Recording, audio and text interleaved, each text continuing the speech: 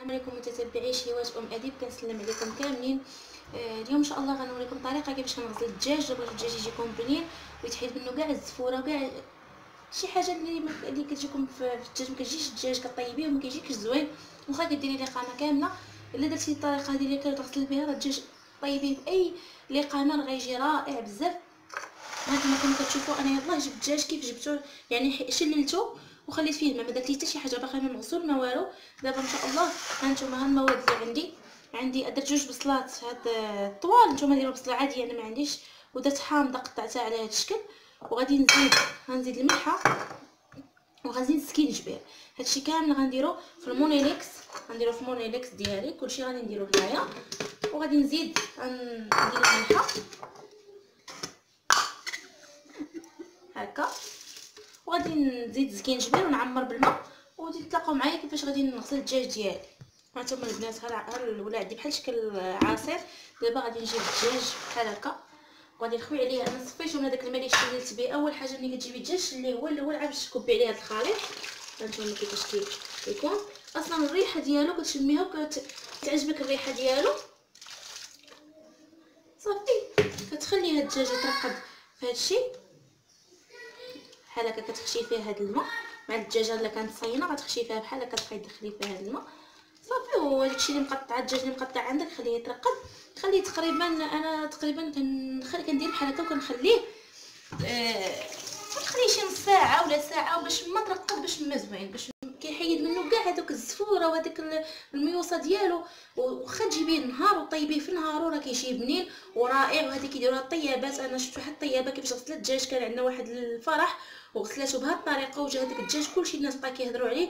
ان شاء الله البنات غادي نغسل الدجاج ديالي غنوري لكم كيفاش جا، كيفاش غيولي نقي. تابعوني في الفيديو الاخر وتشوفوا الدجاج كيفاش غيولي نقي ان شاء الله. كما كتشوفوا البنات ها الدجاج. بعد ما البنات وريتكم طريقه كيفاش غسلت الدجاج وكيفاش غسلوه الدجاج خالتي اللي طيبت في هذه الخطوبه ديال الجاره ديالها بالمساعده ديال ناديه الصديقه ديالها.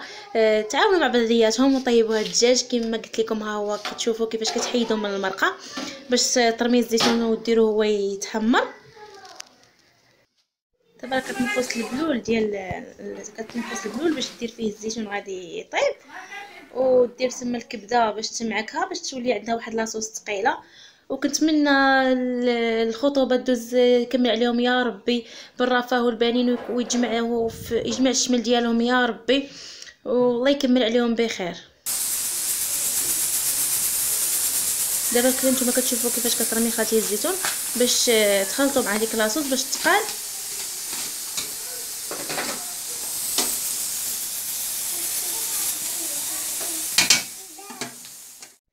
عطيتكم حتى مقتطفات من اللحم اللي كيطيبوه، مقتطفات شويه. ما درتش لكم كلشي البنات. الا بغيتوني نوريكم نبقى نمشي للعراسات ونطيبات، ولا كانت خالتي طيب ولا الوالده كطيب شي عرس نمشيو ونوريكم الطريقه. الا بغيتو طيبوا بوحدكم، ما كانش شي خطوبه ولا كان شي حفل، تعتمدوا على راسكم بلا ما تجيبوا يعني. خليوا لي كومونتير وان شاء الله نوعدكم اني غادي نجيب لكم الطياب ديال العراسات ان شاء الله. هانتوما البنات دابا شدات الدجاج من طاب خلاتو دابا كتحمرو كديرو في هذاك الزيف باش يبقى شاد السخونيه ومنها وكتقليه. يعني اللي ما عندوش الفران راكم عارفين ان اكثريه كيقليو في الزيت، واللي عنده الفران غيديروا في الفران طبيعه الحال. هما استعنوا بانهم قلاو في الكوكوط بحال هكا كما كانوا كيديروا الناس تاع بكري، كانوا غير كيقليو وكيجي رائع وكيجي محمر.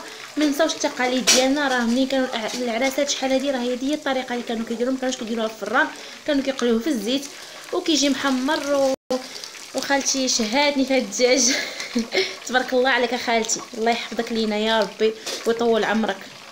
تشوفينا تشوفي ولادك كما بغيتي وتشوفي احفادك حتى هما، الله يطول لك في العمر يا ربي.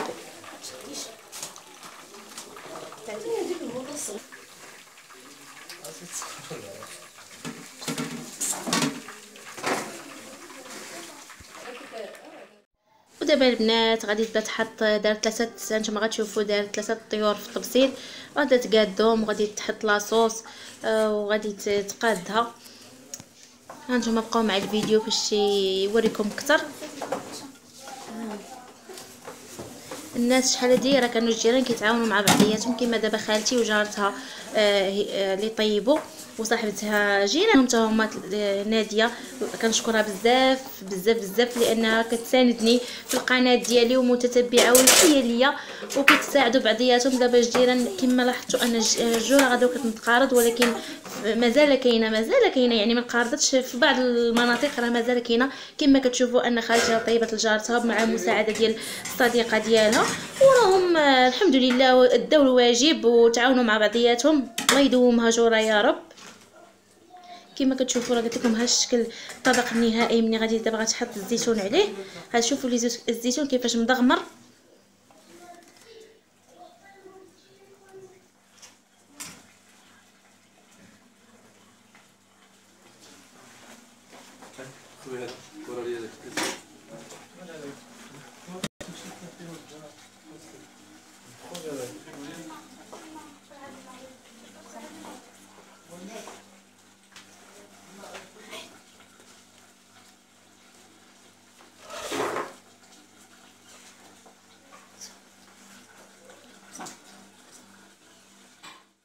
ودابا غادي تحط اللحم حتى هو في الطبق التقديم باش تعطيه للناس. هانتوما كتشوفوا انت اللحم كيفاش طيباتو. كما قلت لكم البنات الا بغيتو تشوفوني نحضر من اول ملي غيبداو يطيبوا وكيفاش غنوريكم الطريقه. بالنسبه لكان شي حفل غير صغير كانوا الناس قلات تقدروا طيبوا بوحدكم، خليو لي كومونتير وخليو لي، وان شاء الله غادي نوعدكم اني غادي نمشي عند الطيابات ولا غنمشي الا كانت خالتي كطيب ولا الوالده ديالي غنجيب لكم الاسرار كيفاش غادي يجيكم هذا اللحم ولا هذا الدجاج مدمر. كما قلت لكم كما عطيتكم الطريقه كيفاش غسلوا هذا الدجاج، انا كنعطيكم الطريقه كيفاش. ايوا البنات هانتوما كتشوفوا الحلوه اللي وجدوا وكتشوفوا الديسير والمناضه، والله يكمل عليهم يا ربي بخير. كنتمنى لهم الذريه الصالحه ويتساعدوا مع بعضياتهم ويوقفوا مع بعضياتهم، والله يسهل عليهم. من هذا المنبر كنقول لكم الله يسهل عليكم يا ربي ويرزقكم الذريه الصالحه ويخليكم بعضياتكم يا ربي.